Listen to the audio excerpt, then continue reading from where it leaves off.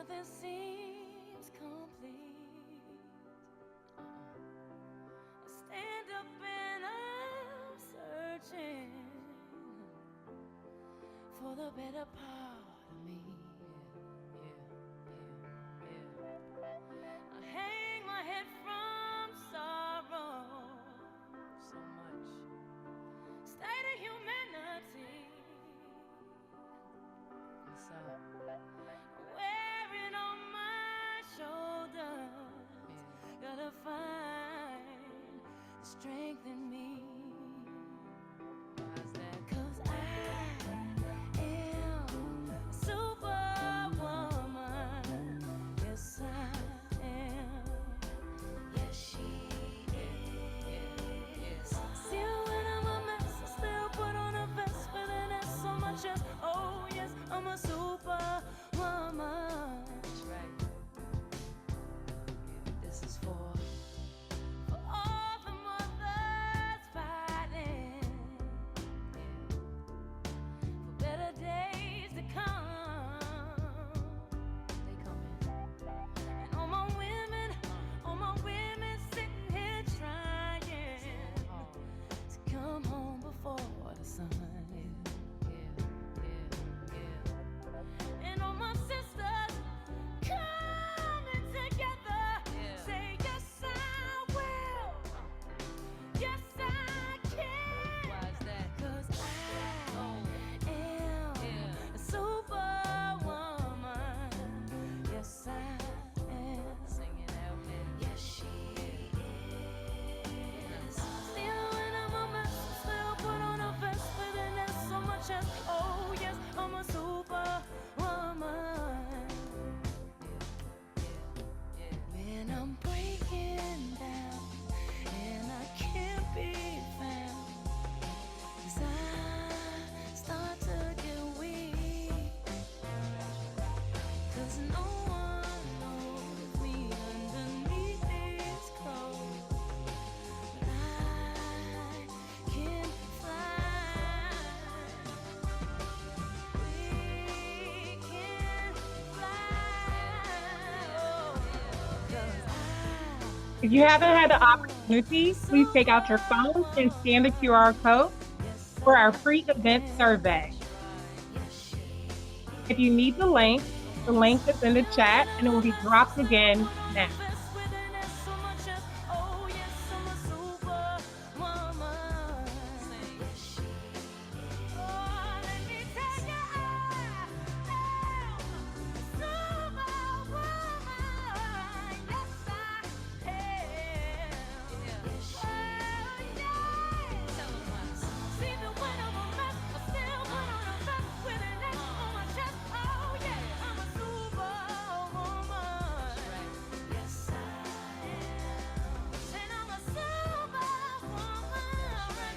Yes, you are.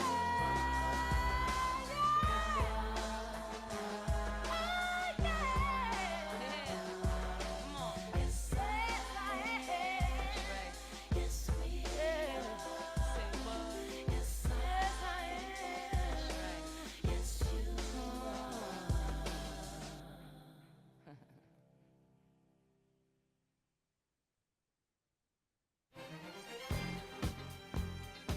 We will now move forward with our program.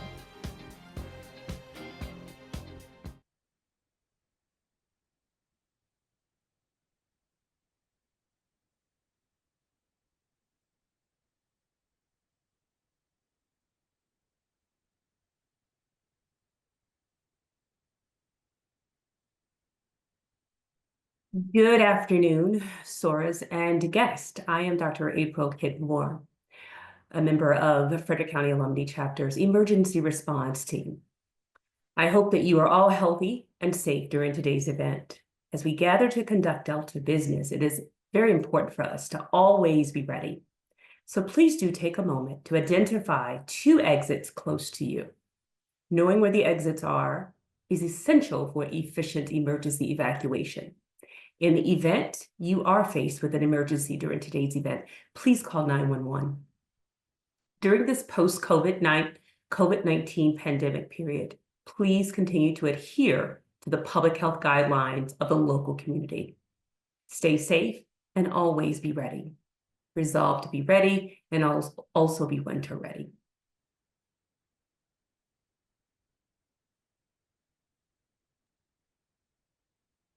Good afternoon. My name is Dr. Kathy Brooks, and I am the president of the Frederick County Alumni Chapter of Delta Sigma Theta Sorority. So today we're going to be focusing on the topic of,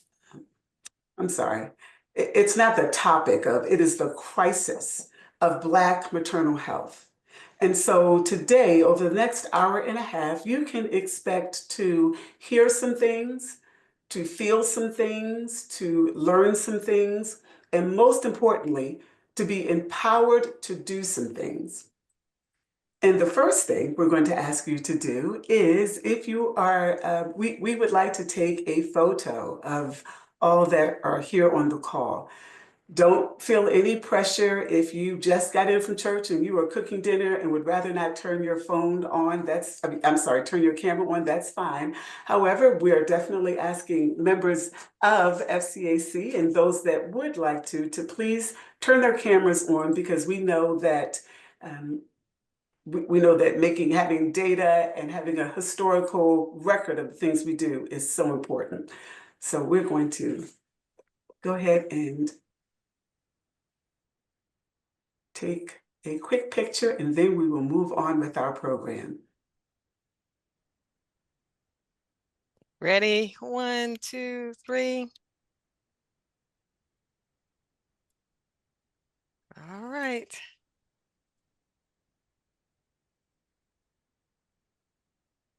Okay, got a few. Let me go to the next one. There are a lot of people with the cameras off.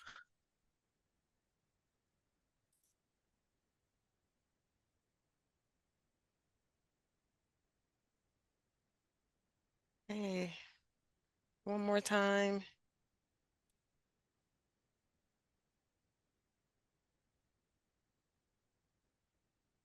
Okay, let me do it again. All right. I got you. Thank you so much.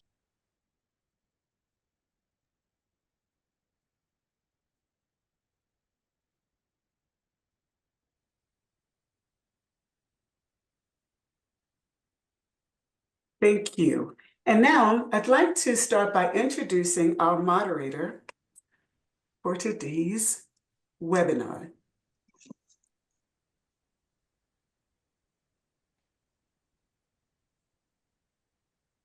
Our moderator today is none other than one of our own, Dr. Davida Anderson Harding. And she is the Director of Student Care and Integrity at Carroll Community College and an adjunct professor. Dr. Anderson Harding leads initiatives related to student conduct, well-being, and crisis response. As the founder and executive director of Strong Sister, Silly Sister Incorporated, for 20 years, she has been empowering college women to make ethical decisions, and she inspires others to reach their potential. Additionally, she is a motivational and public speaker for DLA LLC. Dr. Anderson Harding serves on multiple boards and was recognized as one of Maryland's 40 under 40 leading women. She holds degrees in political science, higher education, and educational policy. A York, Pennsylvania native, she values community service and enjoys writing poetry. And so proud and happy to say that Dr. Anderson Harding is also a very active member of Delta Sigma Theta Sorority Incorporated. Dr. Davida Anderson Harding, I turn it over to you. Thank you, Dr. Brooks and my president of FCAC. Good afternoon, everyone. It is my honor to have you here for a crucial panel discussion on maternal mortality and health disparities, particularly affecting Black women. Today, we are joined by a distinguished group of experts who will share their insights and pressing issues. Before we engage in a powerful dialogue with our panelists, Here are a few ways you can participate today. We will have an opportunity for questions and answers towards the end of our program.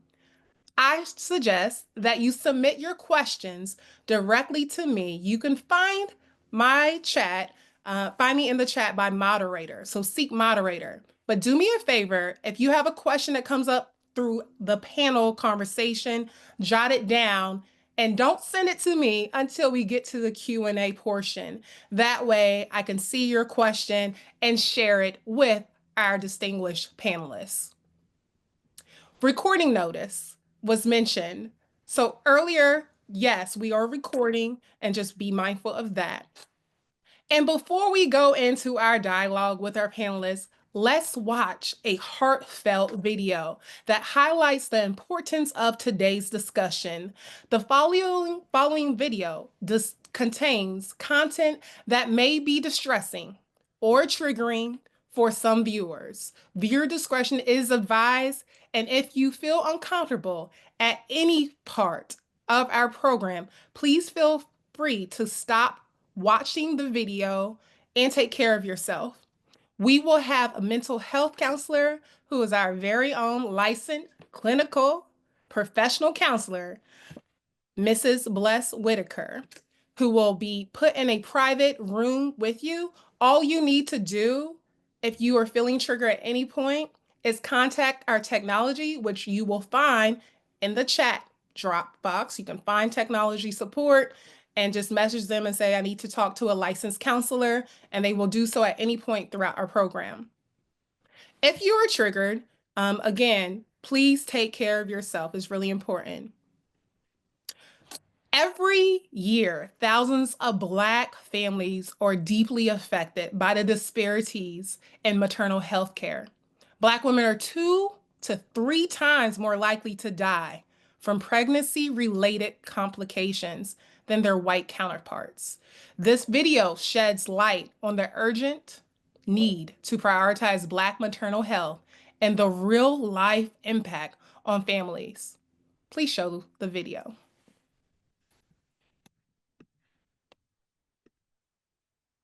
So, mommy, where you at? Beautiful Palm Springs. Daddy surprised me, and it's amazing. So let's talk about this woman who is Kira Dixon Johnson. We're talking about a woman who was far better than I ever deserved and made me far better than I ever thought I could be. We're talking about a woman that raced cars, who ran marathons, who had her pilot's license. Talking about a woman who spoke 4 languages fluently and who taught me so much, not only about myself, how to be a father, but just about love. We walked into Cedars-Sinai Medical Center with Kira on April 12th of 2016 with a woman that was not just in good health, she was in exceptional health. Hey, Mommy. Hey, Daddy. Hey, Winston. Hey.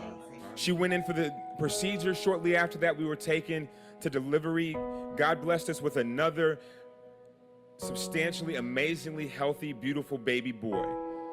Shortly after that, Kira's sitting in the bedside, and I begin to notice blood in the catheter. I alerted the nurses and the medical staff. They came to her attention. They examined her. They did several things. They ordered a series of tests of blood work.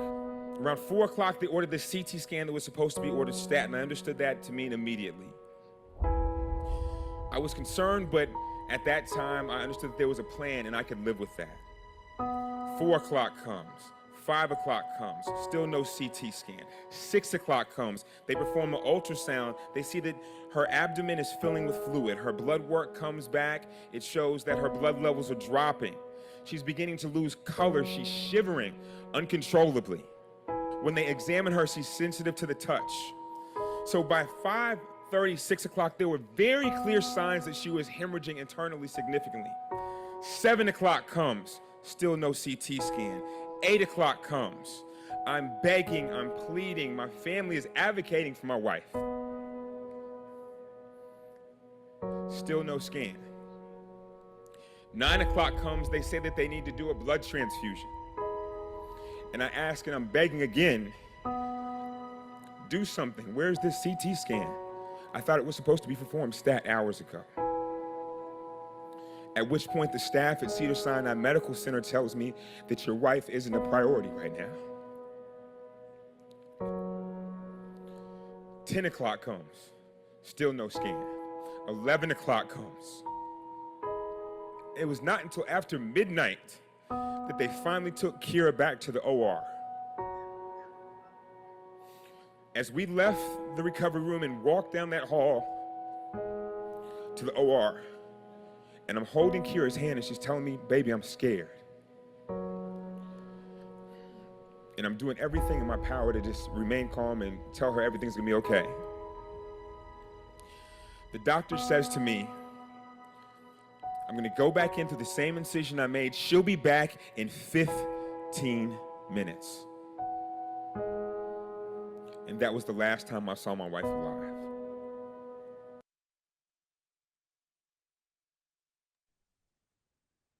Did you know that 60% of maternal deaths in the US can be prevented? However, 46% of Black maternal deaths have been considered potentially preventable. Improving the quality of care is often considered the most important factor of preventing these losses. Maternal mortality rates among Black women are alarmingly high, highlight systemic inequities in our healthcare system, and our discussion today aims to uncover the root causes of these disparities, highlighting successful interventions and exploring strategies for a more equitable healthcare landscape.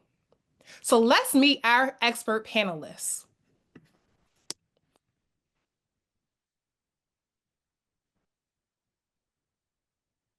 Next slide. Our first panelist is Dr. Neal.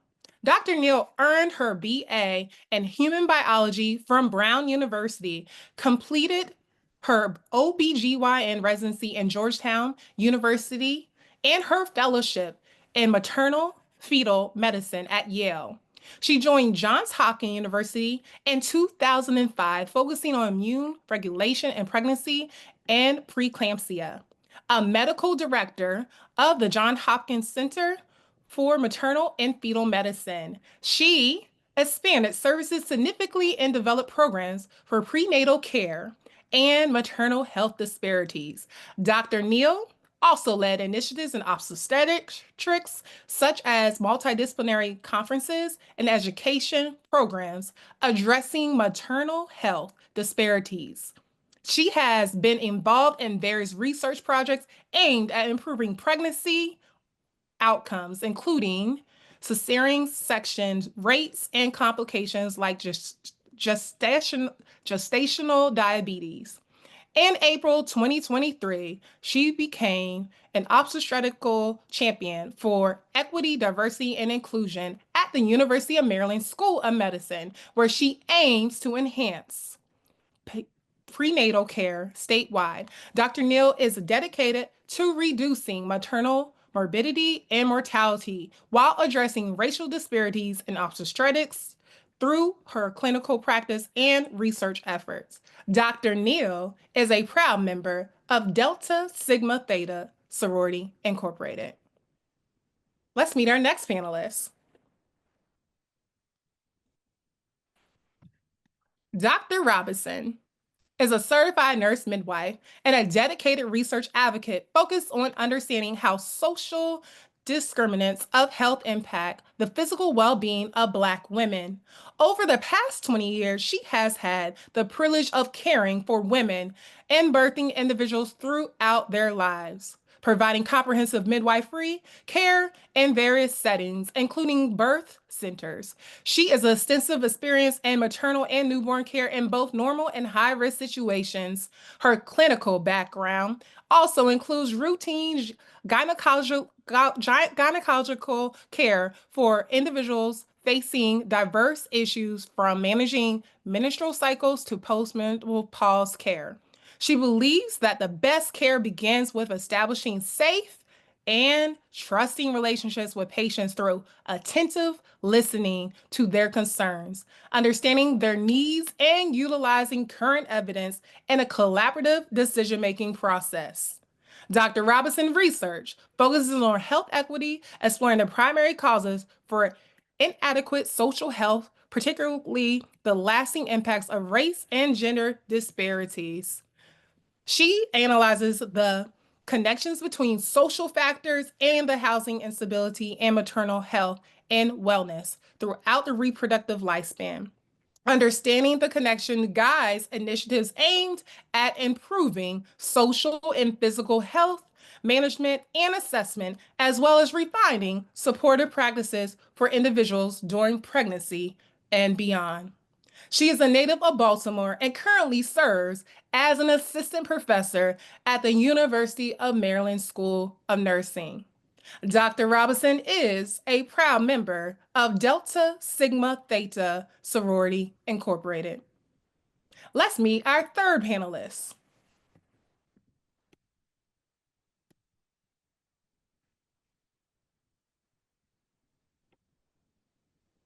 Ms. Osei is a passionate researcher, doula, and advocate committed to understanding the intersections of social determinants of health, structural racism, and health outcomes. She holds a BS in psychology from Morgan State University and is currently a postbachelorate researcher at the National Institute on Drug Abuse.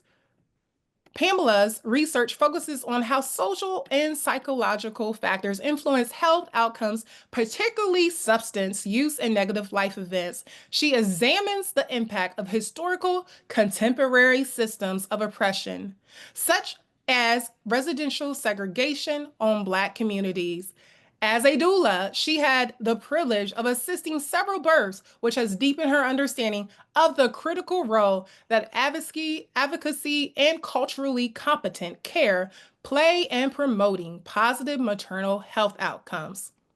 Through her work, Pamela advocates for the integration of emotional, psychological, and physical support during the childbirth, aiming to empower marginalized communities by addressing both systemic and individual health needs. Pamela is a proud member of Delta Sigma Theta Sorority Incorporated. And our final panelist is Mrs. Fleming, is a dedicated midwife at Johns Hopkins Howard County Hospital committed to advancing women's health and reducing healthcare disparities. A proud member of Zeta Phi Beta Sorority Incorporated, Midwife Fleming embodies the organization's values through her work in empowering women and advocating for maternal and breastfeeding support. Midwife Fleming holds a Master's of Science in Nursing from the George Washington University and postgraduate certificate in nurse midwifery from Shenandoah University. She is currently pursuing a doctorate of nursing practice at the University of Maryland. She serves as an adjunct faculty clinical instructor in obstetrics and leads initiatives to improve maternal and infant health outcomes with focus on minority and underserved communities.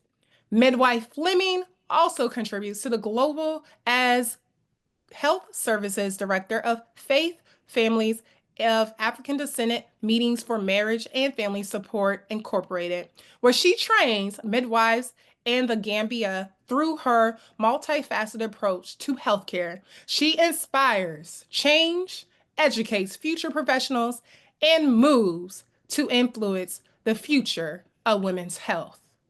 If you can't tell, we are in for a treat. We have the experts in the house. And with that being said, we will jump into our conversation. So first, we're going to tackle the maternal mortality and health disparities. And let's get started with just the factors contributing to the high rates of maternal mortality among Black women. Dr. Neal, the first question, what are the key factors contributing to the high rates of maternal mortality among Black women and the major morbidities? Could you shed some light on this issue? Of course. First, I want to say good afternoon to everybody, all the participants. I want to thank Madam President. I want to thank the Subcommittee on Wellness in the Frederick Alumni Chapter of Delta Sigma Theta for offering me the opportunity to participate in this program. Because as you've heard, this is not an issue, this is an urgency. There's an urgency around Black maternal health and the increase in Black maternal morbidity and mortality, as well as the disparity. So I just want to say thank you for having this conversation, and I'm really, really humbled and happy to be here. So the question is, what contributes? Why is this happening? Why are we having this conversation? So if there was one answer, we would have this completed. This would be over. We wouldn't be having this discussion. So there's not one answer as to why this is happening, but I want to offer some suggestions of potentially why this is happening. As you heard from the video that speaks about the unfortunate loss of Kira, it used to historically be thought that the reason why Black women didn't do well in pregnancy was because they didn't have access to care, where Kira had lots of access to care. So this is it's not just an access issue. It's in some cases it is related to access, but not in all cases. So then we move on to what else is happening. And if we just think about that video that we saw, we had a father who was advocating for his wife and nobody was listening. So the question is, why was that medical staff team not listening? And we have to think about implicit bias. We have to think about systemic racism that contributes to actions of not just the doctor, but the entire medical team. Because unfortunately, Kira, spent many hours. She really didn't even need the CT scan. She clearly needed to go back to the operating room and clearly needed to go back to the operating room much earlier than midnight. So, why was her husband not being heard? And this concept of not being heard is not unique to medicine for the Black population. So we have to turn to, again, these concepts of implicit bias and the concepts of systemic racism.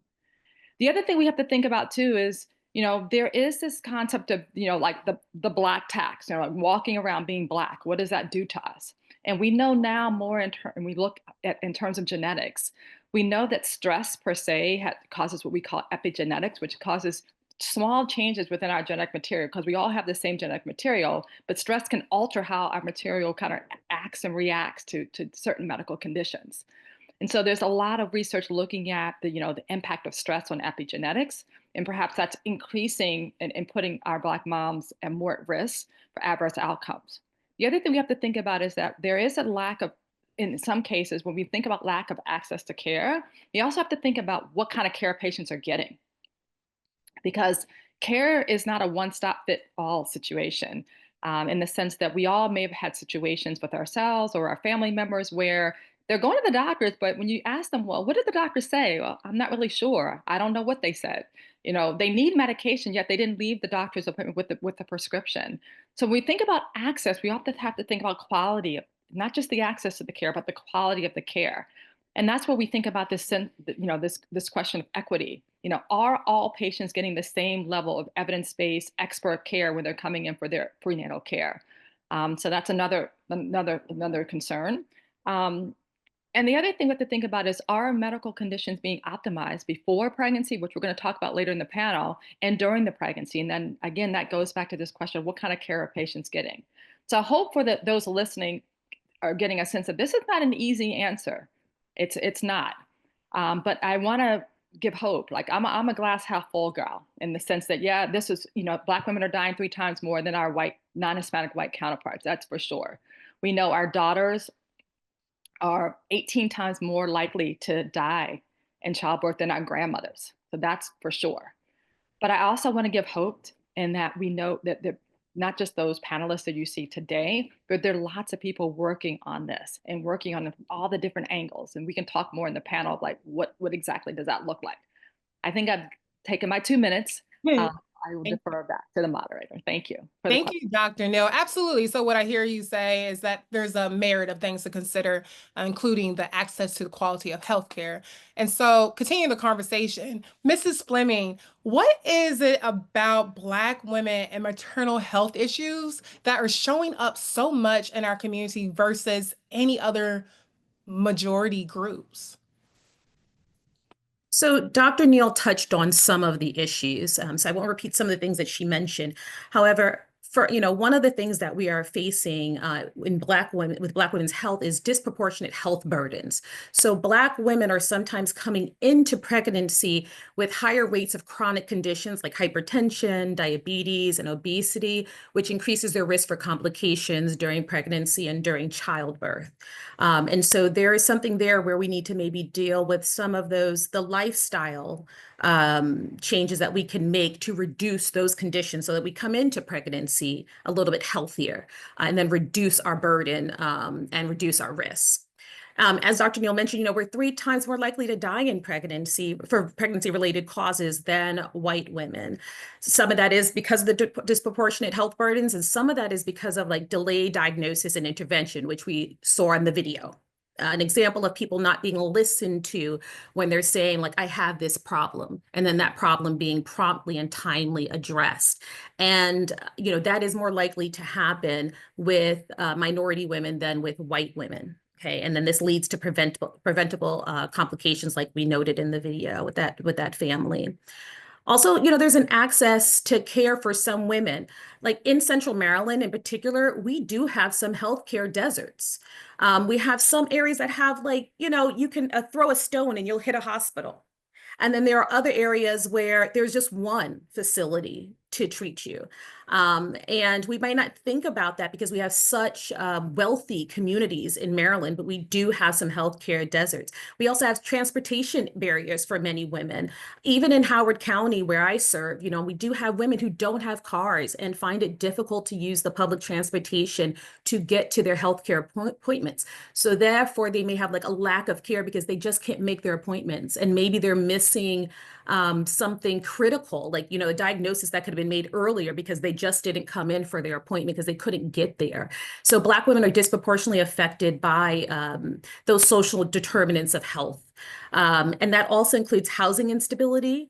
We often see women who were being taken care of in, let's say, Baltimore, and then they have moved here late in their pregnancy. They've not been able to find another provider, and that's just because they keep moving from place to place. And that creates a lack of continuity in their care, where the new provider may not have had the information they needed to provide the most safe care to that patient. We also have food insecurity. Where people may not be eating or may not be eating in a nutritious manner that will support their pregnancy well. And as I mentioned, that the lack of high quality healthcare disproportionately affects Black women. So these are some of the inequities that amplify the problem of maternal health issues with Black women.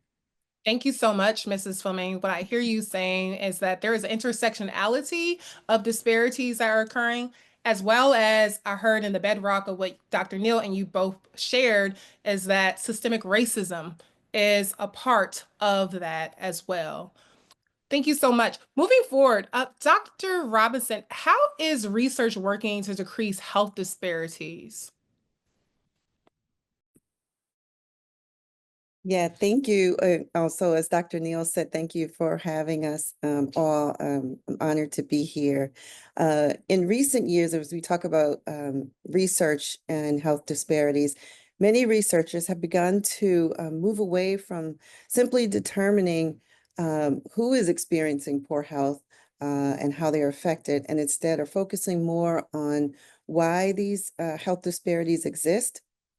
And there's now a greater effort to explore beyond the physiological and pathological conditions that lead to disease and study the role of social factors, as Ms. Fleming mentioned in her statement. Things like environmental and economic stability, education, and general support. We've learned that where people are born, grow, live, work, and age can affect their health conditions. So for Black individuals, these social determinants of health are deeply rooted in systemic and institutional racism. And funding for research has increased to support targeted interventions that recognize and address these issues. And more comprehensive studies are now being developed to change policies and reduce health disparities to access treatment and outcomes. Thank you so much, Dr. Robinson. And Ms. Osei, what are some successful interventions or programs, right? Hearing everything that has been shared so far from Dr. Neal to Mrs. Fleming to Dr. Robinson, when we think about all these things, factors, what are some interventions or programs that have reduced maternal mortality rates in Black communities? Good afternoon, everybody. So some interventions that have proven to be successful in reducing maternal mortality rates in Black communities include first and foremost doula support. I may be biased as a doula, but research has proven that continuous doula support during labor does significantly improve outcomes for Black mothers.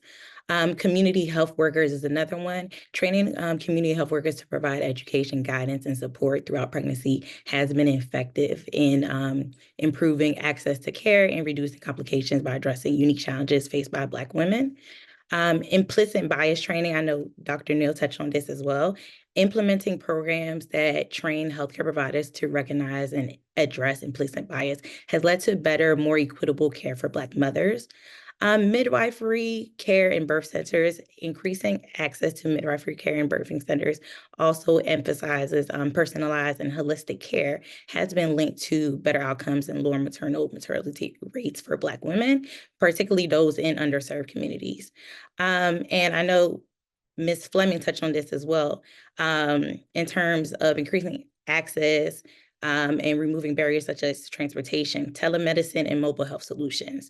Expanding the use of mobile health tools for prenatal care has helped increase accessibility, allowing Black mothers, particularly those in rural or underserved communities, to receive timely care and monitoring without the barriers of distance, transportation, what may have you.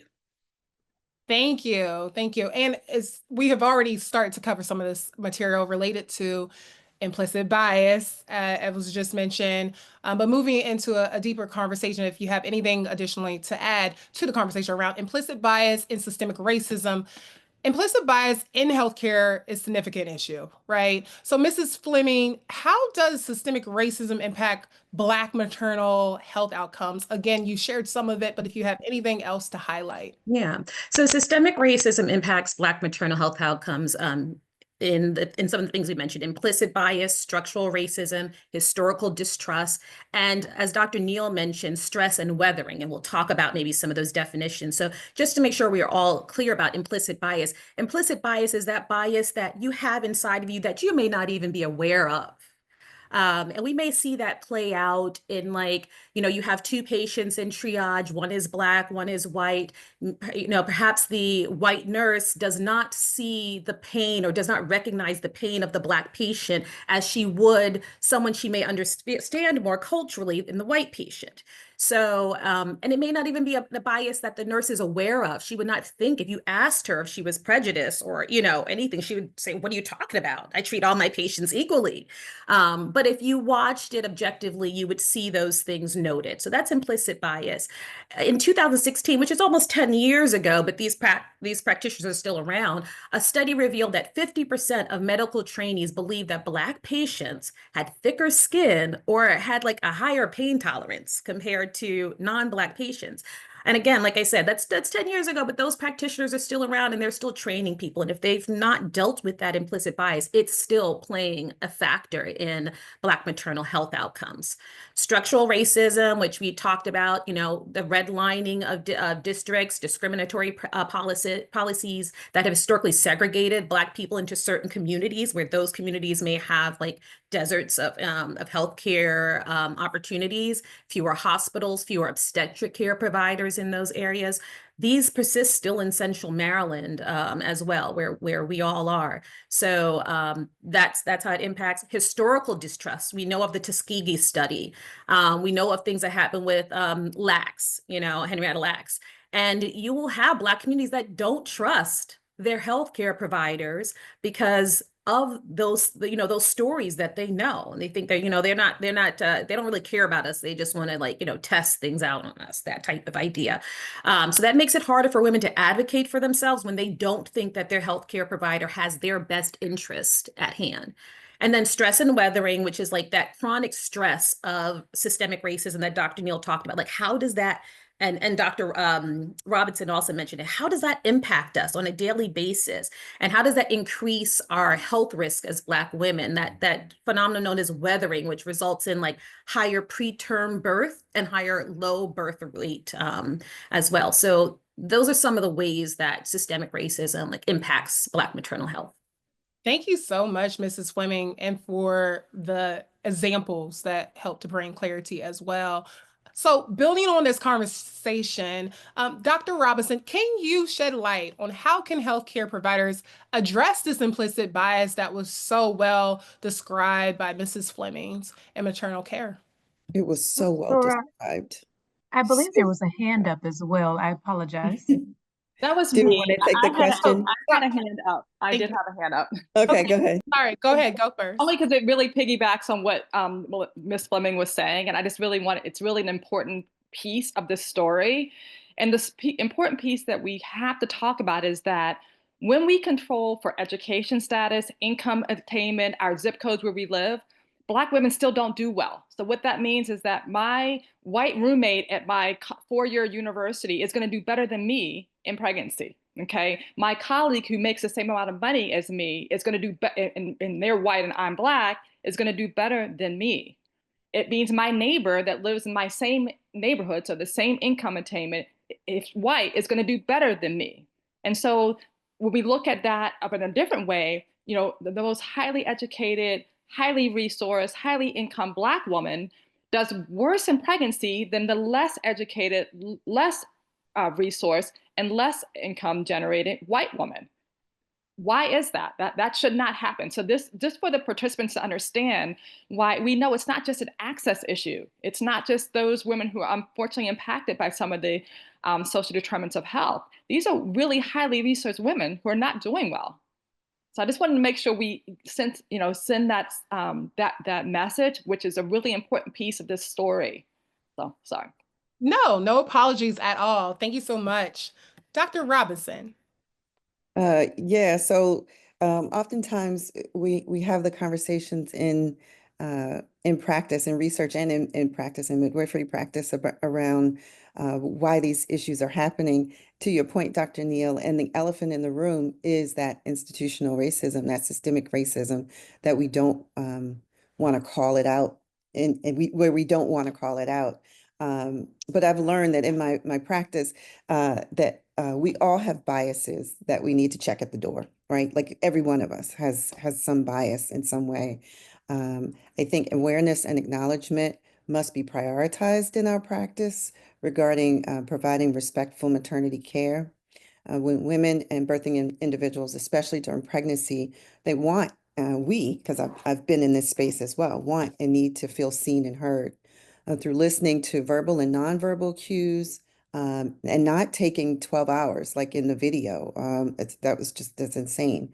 But when we listen to the cues, we as providers understand what's acceptable and what's concerning, what we need to follow through on, and what we need to give guidance on in other ways.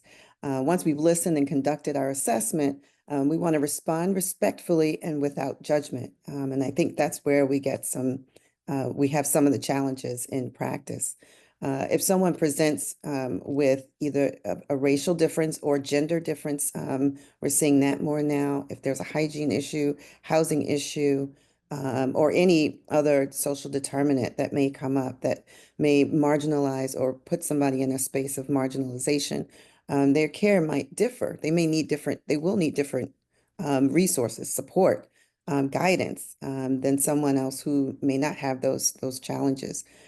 So we need to be mindful of that as we practice. And I think as patients, as clients, if you are going into those spaces, it's really important for you, for those that are on this video call, to speak up, to advocate for yourself, to make sure that if you have questions, raise your voice. Don't be afraid to do that. And if that person isn't providing that for you, giving you what you need, then move on to the next place. This training, this implicit bias training should begin in school. So there are a lot of programs that are now beginning to put that in place. And it should continue throughout our careers because new things always come up. There are new issues, and we also should often be reminded of where we are and reevaluating ourselves. Absolutely. And you mentioned care, right? So that's a great, perfect segue into thinking about what does prenatal and postnatal care look like? So, Miss Osei, what are some important questions that Black women should ask their caregivers during each trimester when thinking about care? Thank you. So there are several items I encourage my doula clients to ask of each trimester. So first trimester, what are steps they can take to ensure a healthy pregnancy, considering their own personal health history? Are there any screenings or tests they should schedule early on? What lifestyle changes should they make, such as diet, exercise, or stress management? Are there any signs or symptoms they should monitor closely? How can they safely manage morning sickness and fatigue? Which prenatal vitamins or supplements should they start? And can they begin to discuss their potential birth plan, any potential complications? As far as the second trimester, I encourage them to ask whether they should continue to take the same prenatal vitamins or supplements. How can they manage body changes such as weight gain or swelling? What screenings, such as the one for gestational diabetes, should they prepare for? How can they track fetal movement and when they should be concerned? And what steps can they take to prepare for labor and create a positive birthing experience? And as far as the third trimester, can they review and finalize their birth plan just to make sure everybody's on the same page? Are there any pre-delivery screenings or tests they need to know about? And what are the signs of labor? And when should they head to the hospital or the birthing center? How can they prepare their body for delivery, such as exercises or perineal massages? And what postpartum care and support should they expect from their provider? Thank you, Miss Osei. And so thinking about preconceptual, Dr. Neal, could you discuss the value of preconceptual consultations and how individuals can prepare for pregnancy? Yeah, that's a great question. So, first of all, I think of pregnancy as the stress test of life, meaning how you're going to do in pregnancy is how you're going to do in life. We know that because we know women who have unfortunate complications such as preeclampsia or other hypertensive disorders of pregnancy, they go on to have higher rates of cardiovascular disease. Ladies who have gestational diabetes have higher rates of type 2 diabetes later in life. So we know this exists. So if you back that up in terms of like pregnancy is a stress test of life, that means how you enter the pregnancy is going to dictate how you do during the pregnancy and then how you do in life. So the preconceptual time is so critical and crucial. And I think it's an opportunity that many women, not just Black women, don't take advantage of. And so when I talk about this, I mean, like, we all think we're fine. This is a real story. So all of us think we're fine. So if you ask the patient, how you doing? And you're like, oh, I'm fine. Do you have any medical problems? No, I have no medical problems. Okay, the next question typically is, do you take any medicines? Oh yeah, I take hydrochlorothiazide, labetalol. These are all blood pressure medicines. So I think this speaks to this gap in that, if you're taking a medication, that means you have an underlying medical condition. And many patients don't understand that. And so again, that just highlights where the preconceptual visit is an opportunity to optimize any underlying medical condition. Even though that condition may be doing well, you may be doing great with it, maybe there's medicines you're on that you shouldn't be taking during pregnancy. Maybe we need to get you off of those medications and have a time frame where you're off the medicines on a new medication regimen and you're doing well before you embark in pregnancy. Because one thing we know is that this really goes across the board for any underlying medical condition. The more quiescent or the more stable or the more quiet that disease process is when a woman enters pregnancy, the more likely they're going to do well in the pregnancy with that condition. So the preconceptual time allows us to optimize whatever that medical condition may be, to optimize the medication regimen, making sure that, moms are on medicines that are safe to use in pregnancy. You've heard a lot from the panelists. There's a lot of mistrust in the Black and Brown community with the medical field. And a lot of it centers around medications. And is this a safe medicine for me to be on? I'm just going to stop everything. And the answer is usually like, no, don't stop everything. We might need to adjust, but don't stop everything. So this is where the preconceptual period is really critical. As Ms. Osei talked about, kind of planning your expectations, aligning expectations in terms of what does the birth look like for you.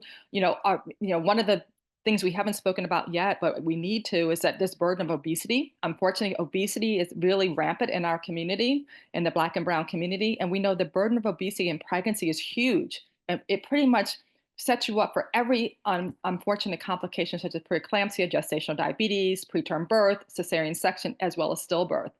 And so that's what I call a modifiable risk, right? We can change that.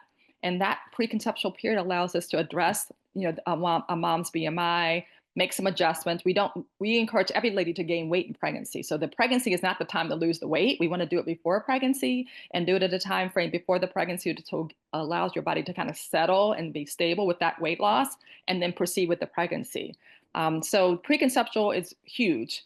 And I encourage every woman, reproductive age woman, whether thinking about pregnancy tomorrow, in 2 months, in a year, to talk to their internist, their primary care provider, their OBGYN, this in terms of, how am I doing? Are there things I should be doing? Are there things I'm doing that I shouldn't be doing? How can I be my best self? That's what I share with my patients, is that we want our patients to be their best selves when they enter the pregnancy. So do not forego the preconceptual conversation. And it doesn't have to be something formal. It can just be every year a woman should be going to the doctor. So in that visit, that's an opportunity to start talking about, reproductive capacities and any reproductive risks. Thank you for that question. Dr. Neal. Absolutely. So moving forward, and this question is for everyone from your positionality to think about, right? Because we have a midwife on, we have a doula, a physician, as well as subspecialty physician who is on with a PhD. So during prenatal care and in the delivery room, right? I want you to think about, can you discuss your role during prenatal care and in the delivery room? And let's start with Mrs. Fleming from a midwife standpoint. So, I love being a midwife. I chose it very intentionally because of the type of care that I could provide for patients, right? Midwives focus on providing like holistic care, building a continuous relationship with a patient. And I want to remind folks that midwives don't just do the prenatal care. We do take care of women for their well woman care. And so often we are starting that prenatal care during that time. We're doing that counseling that Dr. Neal was talking about, where, I would start talking to a patient about their weight and, the factors that could maybe contribute to some negative outcomes in pregnancy and delivery. So by building that, relationship and taking time to talk to the patient and get to know them and get to know their values, you're able to help to influence them in hopefully a positive way. And then, really asking questions. While some people might say, oh, this patient's non-compliant, if you take time to talk to them, you might find out why they're not complying with the healthcare regimen or the healthcare things that their provider has discussed with them, has told them. But sometimes people, we prescribe things, we tell them to do things, but we don't explain why or have a discussion. And so a midwife wants to have those discussions, wants to get to know her patient and make sure they understand their care. Not to say that doctors don't, but this is something that we really want to focus on, and it's a part of our it's part of the spectrum of our care. It's one of the main parts of our training.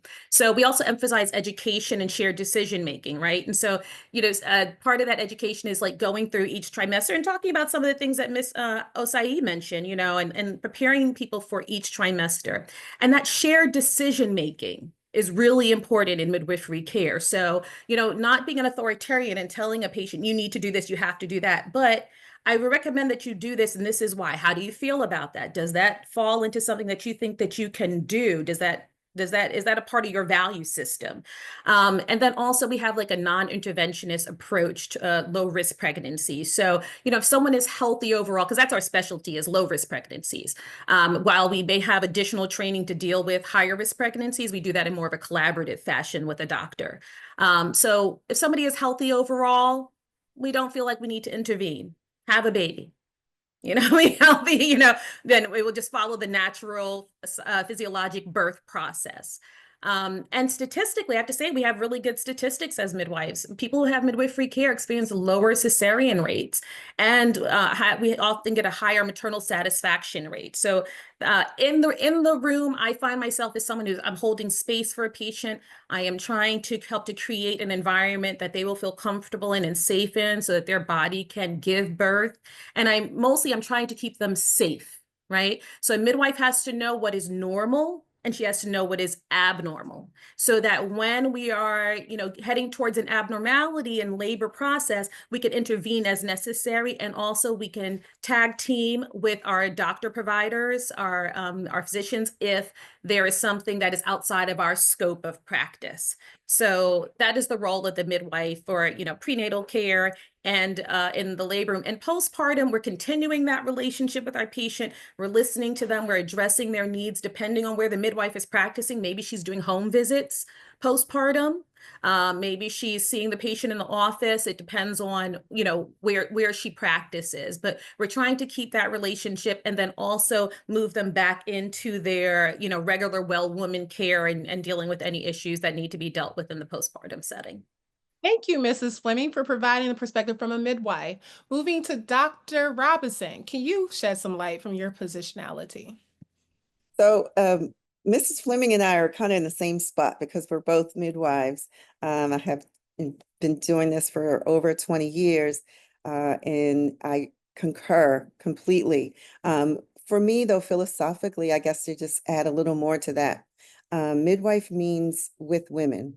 And so I have, although we're caring for the birthing individual and that child, that infant, the fetus, my focus has been largely on making sure that the women that we care for get the support that they need, that they are heard, that I take the time to sit and listen and understand, assessing their social needs, assessing their personal concerns, assessing their family support, making sure that it's as comprehensive of a visit and an experience as it can be, so that as they move through the process, at the end, they feel empowered in some way. They feel that they got the support that they needed. And of course, that they have good birth outcomes. In some ways, we're dealing with, if there are health issues that need to be addressed, whether that's collaboratively or just as midwives on our own, making sure that they understand, especially with Black women, making sure that they understand what their medications, understanding why they're taking it, as Dr. Neal said, understand why we're doing what we're doing. Sometimes you get people that come in and they're like, okay, all right, if that's what you say. And I'm like, no, this. I want you to take a more active role in this process instead of just a passive role. So really trying to encourage and promote a level of shared, I guess, as Ms. Fleming said, this just decision making. So it's not sort of a just come in and do what you need to do and then move out of the room, but it really means with women from the time they start through postpartum, and then even as Ms. Fleming said as well, for me, I did a lot of GYN care, so in those spaces as well, because sometimes, or a lot of times, the person who comes in and has that baby is coming back and may have some GYN issues, or if they started off and they had a baby and they gained a lot of weight, talking to them about how we can get that weight off. So it's a continuous process, and building that relationship is really, really important. Thank you so much. So now that we have heard from two other perspectives, we need two more. Dr. Neal, can you please build on this conversation with that question? Sure. So let me just say, a lot of my training I got from midwives. So I think I bring a lot of that midwifery, want to really hear the patient. And luckily in my field, I have lots of roles. So as the maternal fetal medicine specialist, so I specialize in high-risk pregnancies. I do a lot of education. I do a lot of counseling. I do a lot of adjustment of, like I said, medications. That really, my goal is to optimize that patient during if I can see it before the pregnancy, then, or certainly during the pregnancy. A lot of shared decision making around testing. There's all kinds of testing during a pregnancy, whether it's genetic testing or other types of testing that's necessary. I do prenatal diagnosis, so I do ultrasounds, I do fetal echocardiograms, I counsel ladies about fetal anomalies. I do a lot of coordination of care. So whether my specialty, again, it's maternal fetal medicine, so I'm working with the mom as well as the fetus. And so I do a lot of coordination with if a mom has a medical problem that requires a cardiologist and a hematologist and a nephrologist, you know, I coordinate all those services. Or if the fetus has a condition that's going to require surgery after delivery, I coordinate with the NICU and with that pediatric subspecialist postnatally. So I do a lot of care coordination. And in the delivery room, there are different models. Sometimes, you know, as a maternal fetal medicine academic, I'm supervising residents. I'm in the delivery room, just really supervising the resident, teaching our next generation of learners, which I really take, you know, to heart. Because as we've heard earlier in the panel discussion, and I think Dr. Melissa Fleming brought up in terms of implicit bias trainings in 2016, where 50% of our providers thought that Black women didn't need pain medicine because we had thicker skin. Well, those people were training people, and they got trained by other people. So I really take my job as teacher of the next generation very seriously. So that's part of my day too.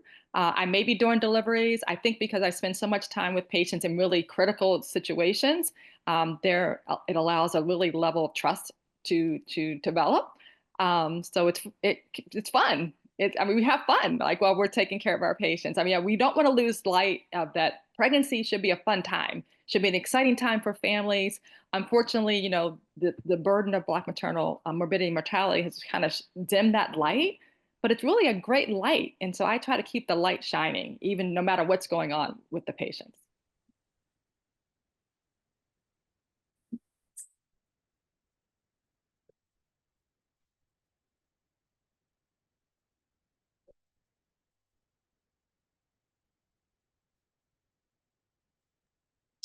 Seems our moderator may have gotten called away. So Ms. Osei, why don't you talk about the doula role? Yes. So when people seek out for a doula, they're looking for like emotional, physical, and informational support. However, my approach goes beyond that. I like to truly mother the mother. I focus on offering full support to the birthing person, ensuring they feel nurtured, heard, and empowered throughout their entire pregnancy, labor, postpartum experience. For me, this includes routine check-ins to discuss like their physical and mental health, advocating for their preferences and teaching them also self-advocacy skills for that, and guiding them through comfort techniques such as like breathing, massage, positioning, and helping them feel confident and at ease during this transformative time. My overall goal is to create a safe, supportive environment where the birthing person can feel in control and supported every step in the way. And this, on top of like the more physical and intricate things, this also includes like minute details. Like let's say we're in a room together and you gave me an eye because your mother-in-law is there and she getting on your nerves. I'm sending mom-in-law on an errand. So whatever you need from me, I'm there. I just want you to know I got your back tenfold.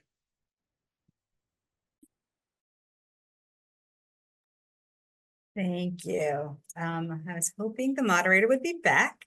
Well, I think Melissa and I both had something we wanted to. Oh, please build on that. You want to go Yeah. first, Melissa? Sure. Yeah, I wanted to add, because Dr. Neal brought up a really important point, is that most pregnancies end up just fine. And I think one of the things that we can offer in helping to reduce or moderate the risk towards Black women is not to build unnecessary fear about pregnancy, because that's just an added stressor. When we approach it from a thing of there's going to be something wrong with you, or there's definitely something wrong with you, when there's, when mostly they'll be okay, then we create this fear that kind of separates them from trusting our care, or wanting to seek our care. Like some people say, I don't want to go to the doctor because they're going to tell me something bad. Well, that's, I mean, like if something bad's going on, you need to deal with it. But we don't want to be factories of fear where then they don't want, then people don't want to come to us and address real problems. So we should highlight until there, is a problem, we should highlight you will probably be fine. You will most likely be fine because most pregnancies end up just fine. So it's unfortunate that we're dealing with this crisis, but that's the truth of it. Most pregnancies end up fine. Yeah, I think too, that's where some folks fall short to, where we might have some of the challenges too, I think, in practice, is because it is such a light or a joyful time that we start to say, it's fine, you're fine, or it's, you're going to be okay. But if I always say that if a mother is saying something's not right, hear her. We must listen. We must listen. The CDC had a campaign, and I wrote a piece on this called the Hear Her campaign, talking about the importance of us really taking the time to listen to what she's saying, what she's not saying. Sometimes it's, the other piece that I don't think we really mentioned either was that pregnancy associated issue of violence that tends to increase during pregnancy as well. So that's another role that I think all of us play in our practice. All right. I lost connection, but I am back, and I'm glad that your connection continued. Where are we in our conversation? Ready for the next question. All right, perfect. So when we're thinking about mental health advocacy, which is critical to all the things that we're discussing, because it plays a very important role in this topic. She's frozen Help. again. And if you could, please keep it concise. Oh, you already covered it? You're going in and out, so we didn't hear the question. Oh, not a problem. I said the question is related to mental health. And the question is for Dr. Neal. What role does mental health play in causing complications for Black women? And if you could just be mindful of time to keep it as concise so we can move on to the Q&A. Of course, a great question, because mental health plays a huge role. But I want to reflect back to the beginning of this panel. So the beginning of this panel, the songs that we're playing were Superwoman, I'm Every Woman. And unfortunately, that's how many Black women feel. We can do everything. And so when we're having an issue with our mental health, we often are hesitant to acknowledge that, and then we're hesitant to seek care for that. And then that can lead to often staying away from care. I think Dr. Robinson mentioned that sometimes patients will then stay away from care when they're really the ones who need to be in the care. When we think about postpartum depression, we know all women are at risk for postpartum depression. If you have a history of any kind of underlying medical condition, such as depression or anxiety, that can increase that risk even more. And in fact, in the state of Maryland, Black and brown women have 3 times the rate of postpartum depression. This is just in our great state of Maryland. And I think a lot of that feeds into what I said earlier, but also what Melissa Fleming was stating in terms of we have a lot of stressors that we bring with us. Just when we walk in the door to see our OB doctor, we have stressors that other patients often don't have. Maybe we had to stress how we're going to get to that visit today. Maybe we're stressing about the job that we're missing, and we're going to have that job when we get back because we're reliant on that job, that single job. We're worried about our childcare. We have 2 other children. We weren't sure who was going to keep the kids, and could they come with us to the visit. So we have a lot of stressors that we bring to the onset of the pregnancy. And so I want to share this information to the participants. There is a free 24-hour hotline for mental health in pregnancy. It is 1-833-TLC-MAMA. And so any mom, any pregnant person, postpartum person who's having an issue it's free, 24-hour availability. So I'll stop there. Thank you very much. And to just wrap the mental health and advocacy up,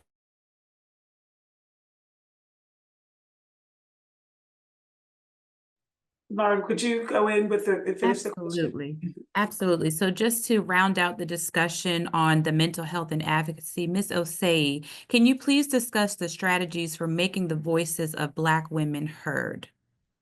Yes, thank you. So to ensure the voices of Black women are heard and valued, we must focus on strategies such as advocacy and education. Events like this empower Black women to be advocates for their own health by educating them about their rights, available resources, and options for care. Support groups are another great tool.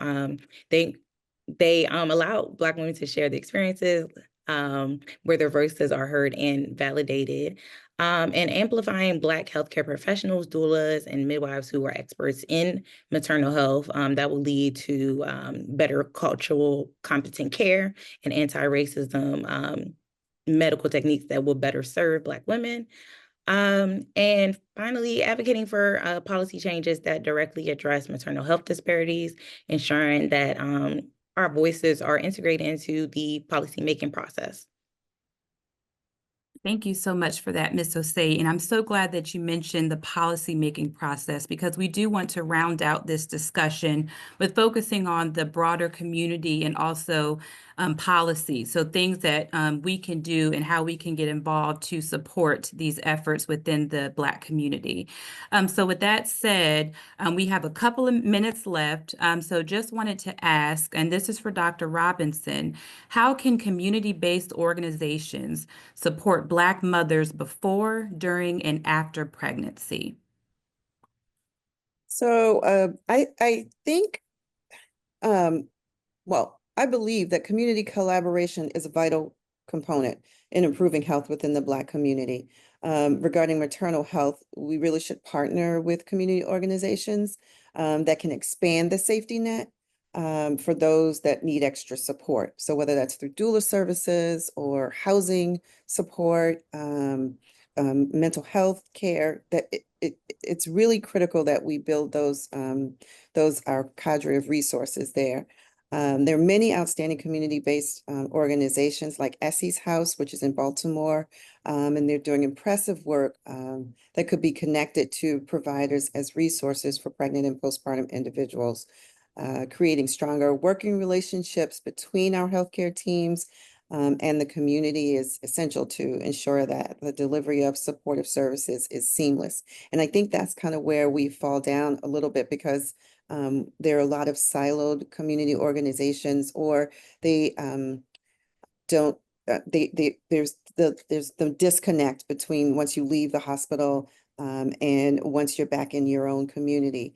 Another factor that comes up too is a lack of funding. A lot of the community-based organizations are doing great work, but they're frequently overworked and understaffed and underpaid and don't have enough money coming in. So including them in the research world and collaborating with them in research to show funders in particular that there is great work going on out here, and we need our community organizations to improve these outcomes is a strong way to go to shift some of that.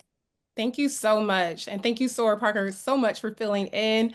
We're going to go ahead and move forward to wrap up. There was a question that was in the chat earlier, and so I want to make sure that we get to this. And I know that our next question was around what type of legislation or what we can do, and we will cover that. So I want to move forward to covering the question that was brought up in the chat, which talked about how do you increase diversity in healthcare? Right? If we know that we're not represented well in healthcare, and that tends to be an issue when it comes to implicit bias, systemic racism, how can we change that narrative to, again, ensure that the right people are in front of us to save lives? And so the question goes to Dr. Neal. Some data suggests that having providers who look like you, us, right, improve healthcare outcomes. How can we increase the pipeline of Black physicians and maternal health providers? Thank you for that question. As I alluded to earlier, I take it very personally in terms of mentoring our younger generation. I feel like those who are given much is expected, and so we should reach back and pull people forward. So I advocate for all of our providers when we have an opportunity to go into high schools, even middle school, high school, colleges, the community colleges, because we know often not everybody has the same trajectory through a four-year university. Some people have to start in the community college, particularly some of our Black and Brown scholars. And so reaching back to all those different sites and offering mentoring, offering shadowing opportunities, shadowing opportunities for our younger scholars, such as the middle schoolers and the high schoolers, and then internships for some of our college students.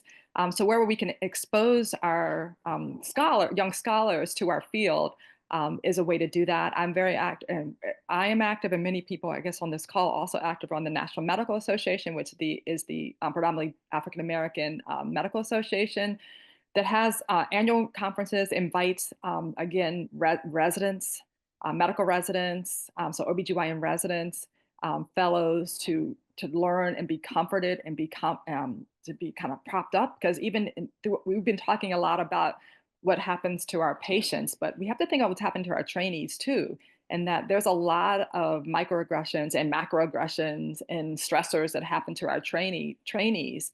So when they get ready when they're graduating, some of them often never even practice medicine. These are people that could be great doctors, great providers. So reaching back to our trainees is another way to make sure those who are in the pipeline stay in the pipeline. So we've got to get people in the pipeline, and then we have to maintain those who are in the pipeline to stay. So I think mentoring, shadowing, internship opportunities, the National Medical Association is very active in this way. Wonderful. Thank you, Dr. Neal. So not only get them in the pipeline, but maintain the pipeline and retain it. Absolutely. Well, now let's transition to some of the questions that are coming in from our audience. Thank you so much, first of all, for the panelists for a wonderful discussion. Thank you very much. You could tell we have the very best for today's conversation. That being stated, we do have some questions coming in from our audience. So the first question is for the panelists. And again, panelists, please just raise your hand so I know who to call on. The question is for any panelist from a student pelvic floor PT, at what point in a Black mother's pregnancy should pelvic health physical therapy be introduced? And how can it proactively address potential issues? Yes, Mrs. Fleming. So, pelvic health, again, that topic might come up even during care before pregnancy, during exams, asking patients, one way we can get an insight into pelvic health is, are they having pain during sexual activity? Are they having issues with incontinence? So this is something that can even be brought up prior to pregnancy. And during a pregnancy, very early on, mothers are talking about they're feeling a lot of pressure, they're feeling a lot of pain, while we have to look out for other things like risk for preterm delivery or miscarriage. We should also start addressing the fact that, okay, this looks a little early. Maybe you do need a referral to PT. Ask questions about the pain that they're having, see if it's something that they can deal with some pelvic exercises, but then also getting that important referral to PT early on. And then, if they experience a certain level of trauma to the pelvic floor during delivery, being proactive and saying, okay, that's a 3rd-degree laceration, or that was a really big baby that passed through that pelvis. Let's go ahead and get you hooked up with PT postpartum, after some odd weeks, if we're still having issues with incontinence, that type of thing, or having some pain, let's make sure that we're having PT. So that's one. Thank you very much. Addressed. Absolutely. Yes, Dr. Neal, I see your hand. Sorry, just coming off mute. Yeah, so I just wanted to add a couple adjuncts to Melissa's comments, and that is that, a lot of women don't have access to physical therapy, but everybody has access to what we call Kegel exercises. So Kegel exercises are really just tightening those muscles of the pelvic floor. And we discussed that, early in pregnancy, and we definitely discuss it, starting at around 36 weeks to kind of prepare for labor. And what the purpose of these exercises is to strengthen the muscles on the pelvic floor that often they get stretched out with delivery. For everybody. In other countries, in European countries, every pregnant woman is instructed on Kegel exercises as well as getting a prescription for physical therapy, postpartum. So Kegels can go a long, long way. So for any pregnant ladies on the line, really talk with your provider at your next visit about Kegels, how to do them. Make sure they're easy to do. You can do them when you're driving, when you're waiting for the doctor's appointment. You can do it anytime. So they're really easy to do and they're very effective. Thank you, Dr. Neal. Our next question is for Dr. Robinson. Can you share more specifics into your research, PhD, focused in the midwifery nursing space, and how research plays a key role into improving maternal well-being for Black women? Yeah, sure. So I guess I would probably start by saying that I still feel like I advocate for women through my research in this at this point, because what I'm doing now is looking at those social factors that impact their health. So for my research, I did work looking at the social determinant housing instability and how it was related to two specific pregnancy outcomes: gestational diabetes and hypertension. And we did surveys, but we also did interviews to further understand what women were saying about their experiences of being unstably housed and being pregnant.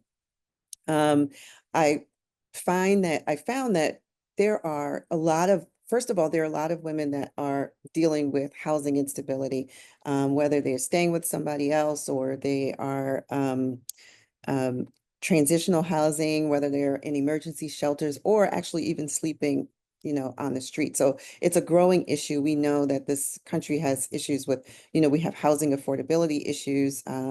That's continuing to grow. So this problem is only getting worse. And women are still having babies. So it's important for us to sit in that space and understand it and see what we can do to address it appropriately.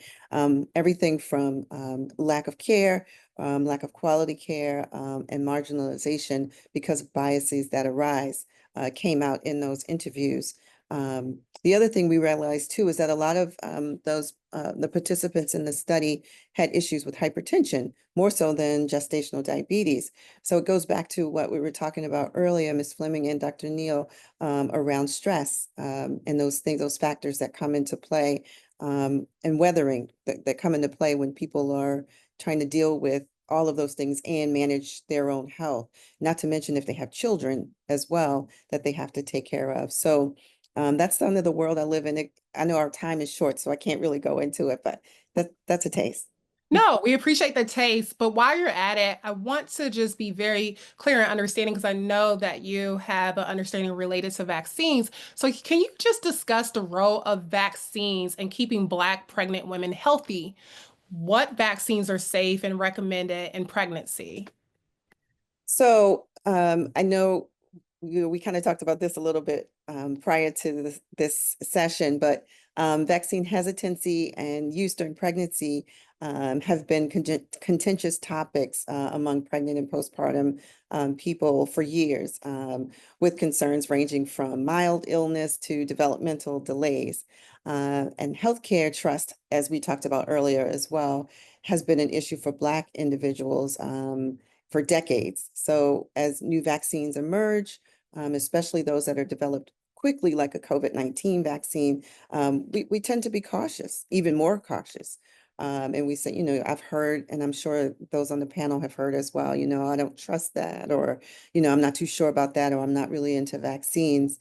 But the other piece that makes that more challenging and makes it harder for us to trust is that when we do studies around vaccine trials, we aren't always included as Black people. So the numbers, the data don't show that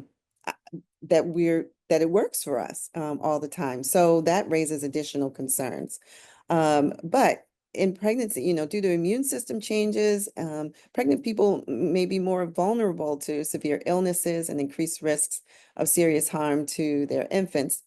So there are recommendations. The Centers for Disease Control, which is the CDC, considers the following vaccine safe during pregnancy, and they recommend that you receive flu seasonally, COVID-19, Tdap, which covers whooping cough, and that's between 27 and 36 weeks. RSV is the respiratory syncytial virus, between 32 and 36 weeks. And then if you're not previously vaccinated for hepatitis A and B, that's recommended as well. So it becomes a risk versus benefit analysis that parents have to evaluate, but I usually encourage them to get those. Thank you so much, panelists. I see your questions, audience, and that tells me that you're engaged. But in the sake of time and for the sake of time, we will pose your questions to the panelists. And if they have time, we will take their questions if they want to reply to them later, and we will put in our resource guide. And if our panelist does not have time, that's okay. We will figure something else out, but we would like to address these questions that are in the chat. We just don't have the time right now.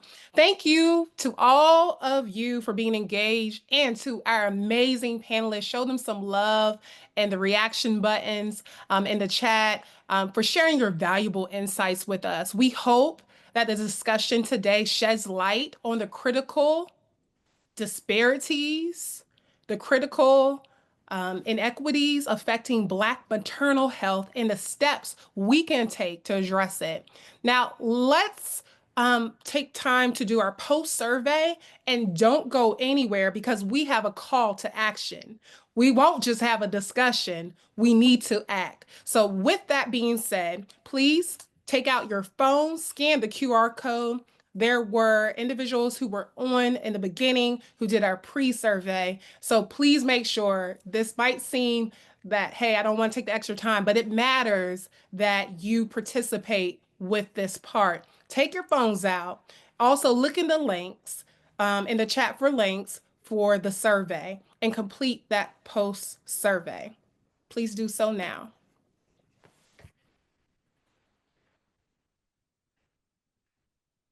And we're going to take some time for that. So please make sure you're getting a lot of love in the chat, panelists. Thank you so much for a very informative session. This was great. Thank you so much. This was insightful. Thank you, panel members in the FCAC, PMH committee, and chapter. Excellent discussion. This was great. Wonderful discussion. Thanks to the panelists and moderator for such an educational and productive discussion. Job well done, panelists. Job well done, FCAC. Very informative. Thank you. Great panel, great discussion. I really enjoyed this discussion. Thank you, Dr. Anderson Harden and panelists. You're welcome. Oh, that was from, thank you.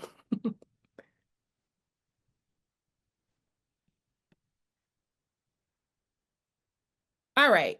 Hopefully you will drop the link again into the chat, but let's move forward.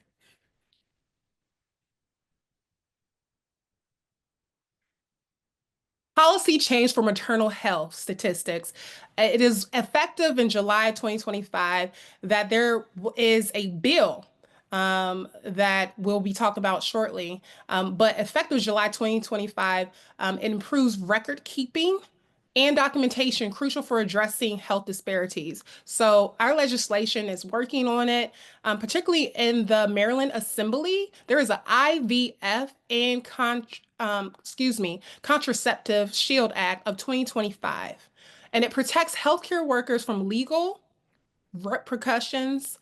It also covers reproductive fertility preservation and contraceptive treatments.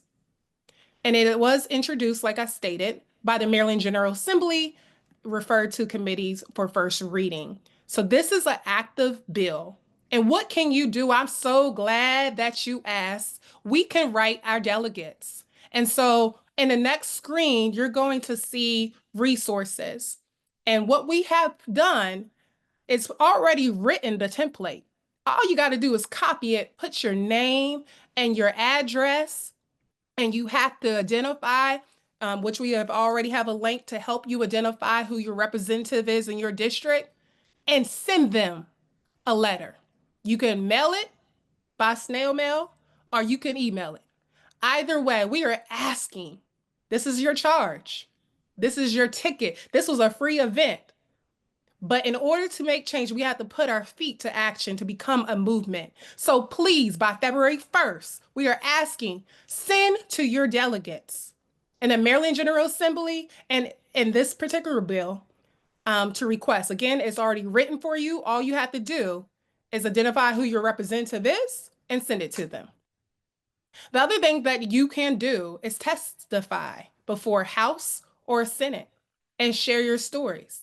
I know that there are many on here who unfortunately have seen the impact that Mr. Charles Johnson had with his wife, Kira.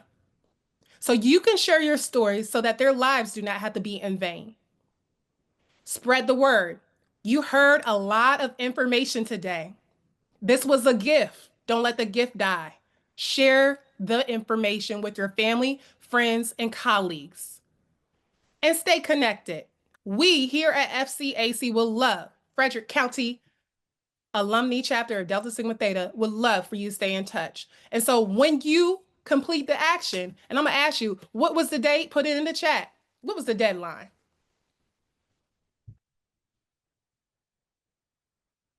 I'm waiting for you. In the chat, what was the deadline? There you go, February 1st. To complete that letter, we want you to email us. And if you could, technology, just put our email into the chat to say, hashtag Black Maternal Health, I got it done. Hashtag Black Maternal Health, I got it done. So that is your charge today, to making sure that we create change regarding all of the information that we heard today. Thank you so much for your time and attention. This is our resource page. On there, you will find information related to the panelists, contact information. So if you want to follow up with any of our beautiful panelists, you can do so. There's resources. There's details of how to reach your government representative, including those in the Maryland General Assembly. Invitations to meet with a counselor is open now. If you would like to do so, you can contact technology. We will place you in a private room. And this is your closing statement from us. Thank you again for joining today. The insights shared highlights the urgent need to address these disparities in Black maternal health and improving maternal health matters of social justice. And that is what Delta Sigma Theta is all about. Social justice and human rights. Let's continue to advocate for equitable care and support community initiatives and work towards eliminating bias and systemic racism in healthcare. Your participation today is a step forward, making a difference. And with us almost celebrating 112 years of Delta Sigma Theta Sorority Incorporated tomorrow, greatness is not measured by what a man or woman accomplishes, but the opposition he or she has overcome to reach the goal, and that is by no other than Dorothy Irene Height of Delta Sigma Theta Sorority Incorporated. So let's overcome these challenges and move forward with fortitude together, creating a healthier future for all. Thank you, and your commitment to this cause is noticed. Have a wonderful day.